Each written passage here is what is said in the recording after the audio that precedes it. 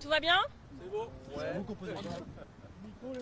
Alors vous vous rappelez que tout à l'heure nous étions arrivés avec une question simple. Nous avions dit être venus sans aucune naïveté mais avec toute notre franchise et être venus surtout écouter quel compromis, quelle concession était prêt à faire le camp du président de la République. Et je sors en vous disant aucune. Aucun compromis, aucune concession. Je ne vous dis pas que nous n'avons pas discuté. Beaucoup ont commencé d'ailleurs par dire qu'ils n'avaient pas de ligne rouge, mais plus la réunion avançait, plus ils formulaient des choses qui, sans les appeler lignes rouges, y ressemblaient quand même beaucoup. Et donc, je sors sans pouvoir vous dire que le camp présidentiel a bougé d'un iota sur rien. Je suis désolée de vous l'annoncer, je suis désolée surtout pour les Français qui nous regardent et qui disaient tiens, changement de méthode, le président peut-être veut changer sur le fond, sur la forme, etc. On n'est pas en mesure de vous le dire en sortant. Ce qu'on peut vous dire par contre, c'est quelle concession, quel compromis nous avons mis sur la table. Et on est fiers de vous le dire parce qu'on pense que c'est quelque chose qui va intéresser les Français. On n'a pas parlé aujourd'hui de programme. Je ne vais pas vous refaire tout notre programme. Vous savez quelles valeurs nous tenons, quelles causes nous défendons et quelles personnes nous voulons aider davantage. Mais on a posé un geste fort, celui si nous étions nommés, parce que oui, les socialistes, les communistes et les écologistes ont énormément insisté sur le fait que, en termes de récit, en termes de légitimité démocratique, en termes de reconnaissance du résultat des élections, il fallait nommer un Premier ministre issu des rangs de la gauche ou des écologistes dans la lignée du Nouveau Front Populaire. Ça nous paraissait assez indispensable et nous l'avons défendu à maintes reprises. Mais nous nous sommes engagés, si nous étions nommés, à ne pas utiliser le 49.3. Quand on dit ça, on voit bien que c'est un exercice de reconnaissance finalement de la démocratie parlementaire. Ça veut dire aussi que ça nous oblige. Parce que si on n'a pas recours au 49.3, mécaniquement, on est obligé de travailler en équipe à l'Assemblée nationale. Et donc, c'est un geste fort que nous avons posé sur la table dès le début de la réunion, que chacune des forces que je viens de mentionner a réitéré. Alors, on doit vous dire que quelques personnalités autour de la table qui n'étaient pas de notre camp politique ont pu trouver l'idée intéressante, ont pu s'avancer. On ne va pas vous donner tous les détails, on n'est pas dans une émission de télé-réalité, donc on vous dit ce que nous on a dit, les autres s'expliqueront et prendront la responsabilité. Mais voilà, c'est une idée qui pour nous doit infuser. Alors après ils disaient d'accord, mais vous devez vraiment vous engager à ne pas voter de motion de censure si ce n'est pas un gouvernement du NFP. Permettez-nous d'attendre de voir qui le président de la République va nommer, puisqu'il a dit, et j'ai compris de tous les textos que je recevais que vous aviez l'information 2 minutes après, donc c'était pas encore écrit sur ma feuille de compte rendu que vous aviez déjà l'information, mais donc il s'est engagé à nommer un Premier ministre dans les 48 heures. Et donc j'ai envie de vous dire, nous allons aller dans nos instances, Cyrielle et Guillaume j'imagine dans leur groupe parlementaire à l'Assemblée et au Sénat, moi devant mon parti, mes adhérents, les débriefer de la réunion, mais nous n'avons pas de décision à prendre ce soir finalement. On va attendre de voir ce que le président de la République fait de tout ça, qui il nomme, et il a clairement dit que c'était ensuite le Premier ministre qui configurait un peu la suite des discussions, c'est ce que nous avions demandé aussi. C'était pas une discussion programmatique, c'était une discussion de méthode, même si évidemment, à plusieurs reprises, on a pu parler programme. Ce qu'il faut vous dire quand même, c'est que le président de la République a insisté plusieurs fois sur le fait qu'ils s'engageaient tous, et plusieurs personnes de la majorité l'ont fait, ils s'engageaient tous à ne plus se mettre dans les mains du Rassemblement national, à ne plus s'appuyer sur le Rassemblement national pour gouverner. Sage nouvelle, sage décision. Ils savent aussi où ça les a conduits. Mais ce qu'on leur a dit aussi, les écologistes, les socialistes et les communistes, c'est que si vraiment leur but était d'enrayer en fait la montée du Rassemblement national, fallait changer de politique. Et là, évidemment, on s'est mis à parler programme quand même un peu. Mais c'est pas qu'une question de mesure une par une, c'est aussi une question de récit. Est-ce que comme M. Barnier, on parle de manière plus précise dans son discours de politique générale des prisons que de l'éducation? Est-ce que c'est ça qu'on veut offrir à nos enfants? Une équipe gouvernementale qui a plus de vision pour les prisons que pour l'éducation? Quel message on envoie aux jeunes et aux moins jeunes qui sont inquiets pour le climat, alors qu'hier, les agences européennes ont dit très clairement que pour la première année de l'histoire de l'humanité, on dépasserait les plus 1 degré de réchauffement depuis l'ère pré-industrielle, que c'est l'année officiellement la plus chaude encore 2024 de l'histoire des temps, et chaque année un nouveau record, que les espèces disparaissent, que l'habitabilité même de la planète est remise en question. Évidemment, on a parlé énormément des sujets sociaux, on a parlé des Français. Il y avait une collègue communiste ultramarine qui est députée de la Réunion, qui a pu aussi mettre ces enjeux sur la table. Et donc, oui, on a aussi beaucoup insisté pour parler des Français et en priorité des plus vulnérables, de celles et ceux qui sont en première ligne des politiques menées depuis 7 ans. On a été très clair sur le fait qu'il fallait changer de cap, sinon tout ça ne servait à rien. C'est qui maintenant qui va importer? c'est ça? Bah alors vous, oui, ça on a bien compris. Mais Cyril Châtelain voulait ajouter un mot et puis Guillaume Gontard. Attendez, nous faisons un banc de touche. Oui, c'est les questions de méthode. Outre le 49.3, quelle est votre autre priorité? Sur la question de la méthode, il faut arrêter les réunions à l'Elysée. Voilà notre priorité. Il n'y en aura pas d'autres, il vous a pas relancé une invitation Emmanuel Macron pour une autre réunion? Nous, ce qu'on dit aujourd'hui, c'est nous ne sommes pas dupes. En fait, nous allons lundi étudier la loi spéciale sur le budget. La loi spéciale, c'est le minimum pour permettre au pays de fonctionner. Mais dès janvier, il faudra un nouveau budget. Il faudra un budget 2025 avec des nouvelles orientations politiques. Et donc, on ne peut pas se permettre de procrastiner, on ne peut pas se permettre l'immobilisme. Et nous ne sommes pas dupes que depuis plusieurs jours, le président de la République cherche à gagner du temps. Il cherche à gagner du temps et à éviter finalement de nouveau disparaître du jeu politique. Cela n'est plus possible. Donc il y a deux options. Soit, comme il l'a dit, il nomme un Premier ministre dans les 48 heures qui mènera les discussions sur le quoi, parce que comme nous l'avons dit, la question c'est qu'est-ce que nous voulons faire, sur quelle politique. Soit le groupe écologiste et social va saisir le bureau de l'Assemblée nationale pour que celui-ci préside les réunions de discussion sur le contenu et fasse émerger la nouvelle politique dont la France a besoin. Mais en tout cas, il n'est plus possible que les réunions se tiennent présidées par le président de la République parce que oui, on a besoin de parler de contenu, c'est ce que nous souhaitons faire. Il n'est pas possible de parler de méthode sans parler de ce que nous voulons faire, sans parler de la question des retraites, sans parler de la question des salaires, sans parler de la question de la transition énergétique. Pour cela, on a besoin d'un cadre où tout le monde est légitime à poser la question de cette feuille de route. Pour nous, c'est une feuille de route de gauche, c'est une feuille de route écologiste. Et donc oui, là nous le redisons, nous appellerons le bureau de l'Assemblée nationale à réunir un cadre de discussion. Mais si vous avez vu le début de mon intervention, voilà, on va reprendre. Mais mais en fait, je pense que ça démontre la question d'une inquiétude quand même très forte et de l'urgence. Et c'est pour ça que nous appelons à ne plus procrastiner. C'est extrêmement important. Le président s'est donné du temps. Maintenant, il doit choisir. Soit il nomme le nouveau Front populaire qui est le seul en capacité à avoir une politique et de changement sans dépendre du Rassemblement national, soit il refait l'histoire et finalement il renomme quelqu'un issu du bloc central ou des LR et de nouveau il aura la honte et le déshonneur. Est-ce que vous diriez que cette réunion était inutile?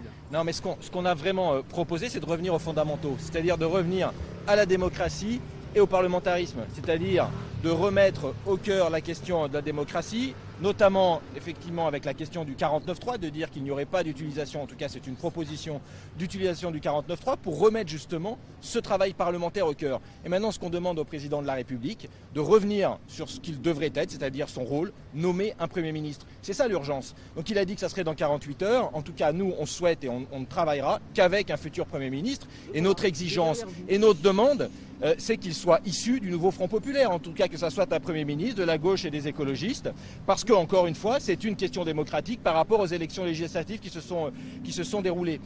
Et donc, voilà, tout simplement revenir à nos fondamentaux, parce qu'en réalité, tout ça est clairement assez simple, en fait.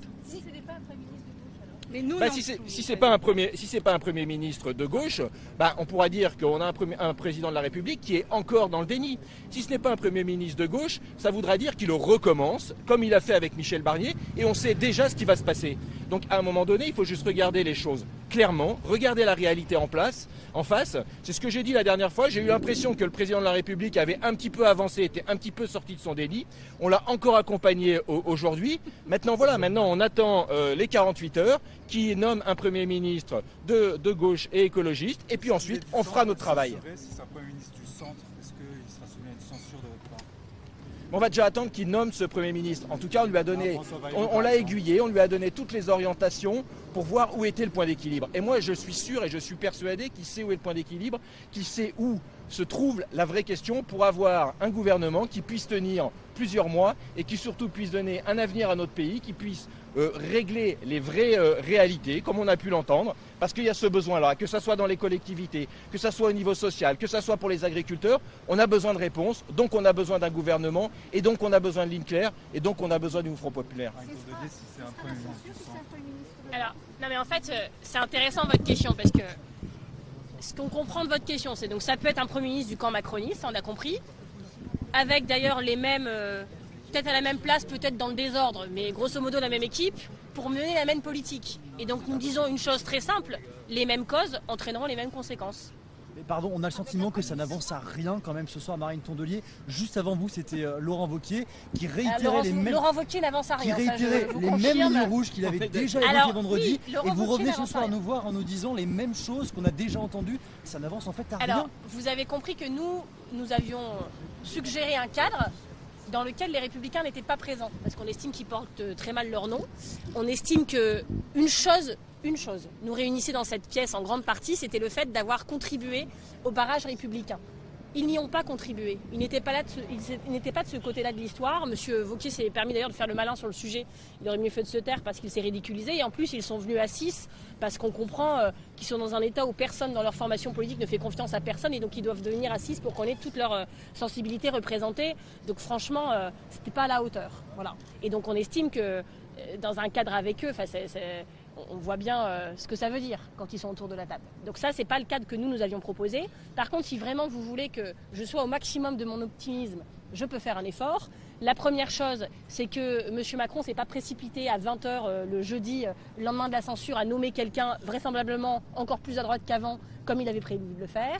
La deuxième chose, c'est qu'il a consenti à une réunion pas exactement dans le périmètre que nous aurions souhaité, vous l'avez compris, parce que nous, on avait aussi suggéré à l'AFI de venir. On pensait que ça aurait été important pour donner plus de poids aux propositions que nous portions.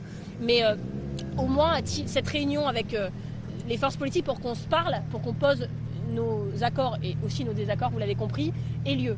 Et puis troisièmement, quand j'entends tout le camp macroniste et celles et ceux qui nous ont conduits là dire « nous nous engageons à ne plus travailler avec le Rassemblement national, à ne plus nous mettre dans leurs mains à l'Assemblée nationale », on se dit que c'est quand même un progrès majeur. Mais si c'est pour s'arrêter là, vous avez raison, ça n'aura pas servi à grand-chose. Donc on leur dit encore un effort. Nous avons posé une proposition forte sur la table, celle de ne plus utiliser le 49.3. Ils devraient faire de même. Ils devraient faire de même parce que je vous rappelle que les Français, des fois on dit les Français ne s'intéressent plus à la politique. Je pense que tous les Français savent ce que c'est qu'un 49.3 parce qu'au moment de la réforme des retraites, ils l'ont... je ne vais pas dire qu'ils ne l'ont pas vu venir, mais ils l'ont senti passer, ils s'en rappellent. Et donc je pense que pour rétablir la confiance dans la politique, c'est une mesure importante. Mais vous voulez à tout prix qu'on censure tout le monde, mais évidemment qu'on ne va pas aller...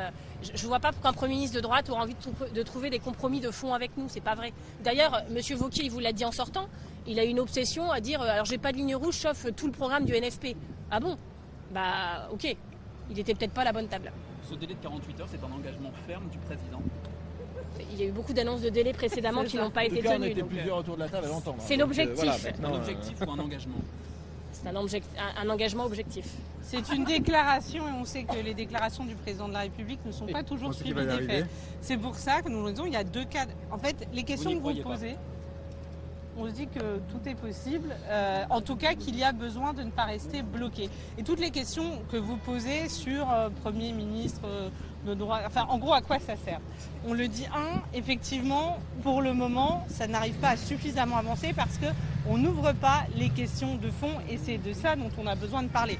Est-ce qu'on est prêt de faire un budget en allant chercher des nouvelles recettes ? Est-ce qu'on est prêt à abroger la réforme des retraites ? Est-ce qu'il y a un engagement sur la transition écologique ? En fait, oui. En fait, tant qu'on n'a pas répondu à ces questions, eh bien, c'est difficile de se positionner définitivement. Et la deuxième chose, vous nous interrogez, moi j'ai quand même une personne que je n'entends pas, que j'ai peu entendue pendant la réunion, il s'appelle Gabriel Attal. Et en fait, je pense que c'est aussi l'un des points d'Immobilis, c'est non seulement le président qui profite de ce moment pour revenir au cœur de l'arène politique, mais aussi Gabriel Attal qui finalement est un peu coincé. Il a deux options. Soit il reconduit une politique avec les LR, main dans la main avec le Rassemblement national, soit il accepte enfin de discuter sur les sujets dont je viens de parler, la question des recettes, la question des retraites, la question de la transition, et donc il accepte le fait qu'il peut y avoir une cohabitation et que la gauche et les écologistes, le nouveau Front populaire, et le poste de Premier ministre. Mais aujourd'hui, cette parole qui manque, c'est celle de Renaissance et de son président de groupe, de parti, qui reste extrêmement vague. Donc désormais, toutes les questions concernant les compromis, comment on avance, comment on fait, vous les adressez donc à Monsieur Attal, qu'on a trouvé bien muet et dont on attend les réponses. Est-il prêt à son tour, comme nous l'avons fait, à s'engager à ne pas utiliser le 49.3 s'il était nommé au gouvernement, lui ou quelqu'un de son camp? Nous y sommes prêts, et à gouverner, et à le faire dans le respect du travail parlementaire. C'est la position des écologistes, c'est la position du Nouveau Front Populaire, et ça ne fait que commencer, n'est-ce pas? Merci. Bon courage. Merci.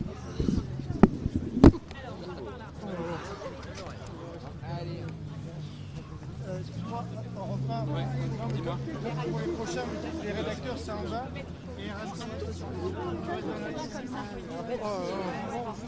mais vous savez pas si c'est ça fait. C'est pas possible. Les rédacteurs, ils restent en bas. Nous, ça fait 4 ans qu'on est là, on va pas mettre les mecs qui arrivent des barres. C'est une étagère.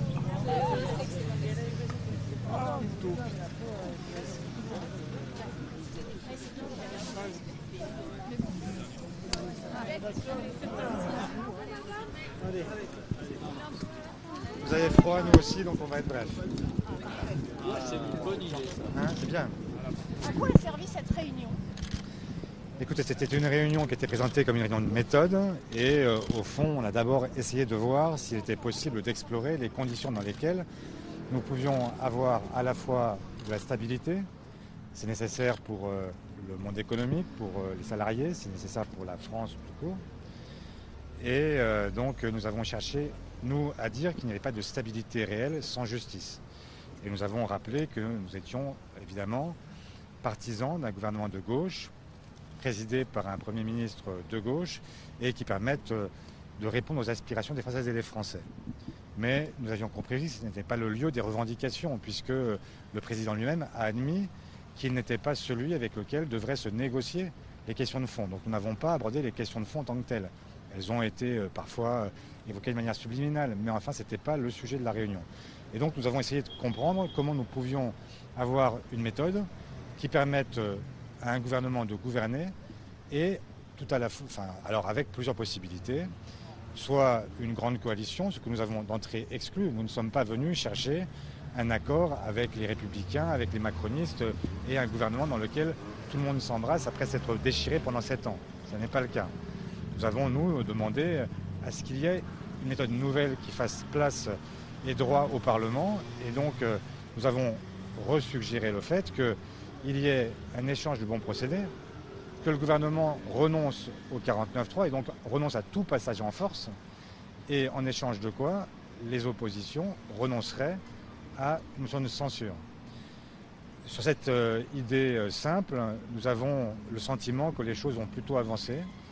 Ça a été repris par Horizon, ça a été repris par le Modem, ça a été évidemment repris par l'ensemble de la gauche, et donc il y a peut-être là une piste d'atterrissage pour une méthode nouvelle qui permettrait au Parlement de retrouver tous ses droits et permettrait aussi de rechercher à la loyale des compromis, ce qui serait une grande nouveauté. Voilà ce que nous avons porté, voilà ce que nous espérons, et maintenant la balle est dans le camp du président, puisque c'est lui qui va nommer un Premier ministre sous 48 heures, et que de l'identité du Premier ministre dépend beaucoup du reste, sur la façon dont il envisagera lui-même de reprendre ces discussions, sur la façon dont il envisagera ou pas de renoncer au 49.3. Donc nous sommes dans cette situation-là pour l'instant, et c'était une réunion qui était une réunion intéressante parce qu'elle permettait de comprendre ce qu'étaient les points de vue des uns et des autres, mais qui n'était évidemment pas conclusive et qui maintenant suppose beaucoup de vérifications.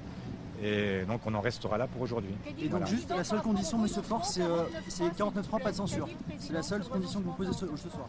Donc pas de censure. Nous sommes venus dire au président de la République, auquel nous l'avions déjà dit, ainsi qu'aux responsables politiques qui étaient autour de la table, que de façon consubstantielle à la motion de censure, était la revendication de l'exercice par la gauche des responsabilités.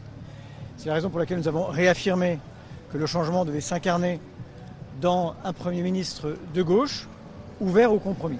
Et nous avons évoqué ce que pouvait être cette méthode-là, puisque nous ne sommes pas venus chercher ni une nouvelle alliance, ni une grande coalition, mais la possibilité de la stabilité dans la justice et dans le changement. Et dans ce cadre-là, la question du 49.3 a été posée, comme elle a été posée depuis longtemps par l'ensemble de la gauche, c'est-à-dire, au fond, être capable de jouer le jeu du parlementarisme qui est ce qui résulte aujourd'hui du vote des Françaises et des Français. Et donc nous avons bien dit que, sans entrer dans le détail, nous venions avec ce que nous avions défendu devant nos électeurs et avec une proposition de nouvelles méthodes pour pouvoir faire avancer le pays. Et nous avons essentiellement parlé de ce qu'étaient les attentes des Françaises et des Français qui devaient, dans leur vie, rapidement, constater des améliorations. Sinon, évidemment, nous prenions le risque qu'ils transforment leurs inquiétudes en colère. Et l'acquis, j'allais dire, un peu général de cet après-midi, c'est que personne autour de la table ne voulait être dans la dépendance du Rassemblement national. Voilà où nous en restons. Donc, et maintenant, il se passe quoi? C'est une question. Et maintenant, qu'est-ce qui se passe? Qu'est-ce qui se passe concrètement? Cette stabilité dans la justice sociale que nous avons, avec Olivier Faure et Boris Vallaud, défendu, est pour nous le plus grand antidote face à la montée de l'extrême droite dans notre pays. C'est un danger pour notre démocratie, avec de mauvaises réponses à de vraies questions que se posent les Français. Et nous voulons considérer que cette rencontre, symboliquement, politiquement et solennellement, est peut-être le début d'une réponse à la montée qui semble inexorable de l'extrême droite en France. Donc l'utilisation du 49.3, la brutalisation de la vie parlementaire par le 49.3 est sûrement aussi une des causes que nous devons combattre aujourd'hui. Donc nous sommes dans une cohérence totale avec cette demande légitime d'un Premier ministre de gauche pour pouvoir appliquer cette bonne politique.